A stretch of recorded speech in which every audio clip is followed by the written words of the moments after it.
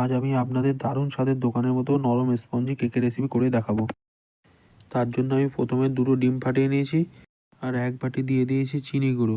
ওই বাটির 4 ভাগের 1 ভাগ সাদা তেল দিয়ে ভালো করে মিশিয়ে নেব। এরপরে 1 বাটি ময়দা দিয়ে দেবো। এখানে 150 গ্রাম মতো ময়দা আছে। এটাকে দিয়ে খুব ভালোভাবে মিশিয়ে নিতে হবে, কোনো জল ব্যবহার করলে হবে না, এতে ব্যাটারটা পাতলা হয়ে যেতে পারে। এর মধ্যে দিয়ে দেবো 1 চামচ ভ্যানিলা এসেন্স আর হাফ চামচ বেকিং পাউডার, তার হাফ দিয়ে দেবো বেকিং সোডা। যতটা পরিমাণ বেকিং পাউডার দেবে তার হাফ দিতে হবে বেকিং সোডা। আবারও সমস্ত কিছু ভালো করে মিশিয়ে নিতে হবে। এরপরে এর মধ্যে দিয়ে দেবো অল্প কিছু পরিমাণ দুধ, দিয়ে ভালো করে মিশিয়ে নেব। এখানে ব্যাটারটা মিডিয়াম ঘনত্ব রেখে তার মধ্যে কিছুটা পরিমাণ টুটি ফুটি দিয়ে ভালো করে মিশিয়ে নিতে হবে। এখন কেকের ব্যাটারটা রেডি হয়ে গেছে, একটা সাইডে রেখে দেবো। এখানে আমি একটা কেকের পাত্র নিয়েছি, তার মধ্যে তেল দিয়ে তেলটা ব্রাশ করে নিতে হবে।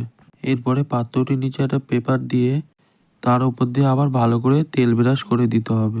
এরপরে যে কেকের ব্যাটারটা রেডি করে রেখেছি সেটা এর মধ্যে দিয়ে দেব।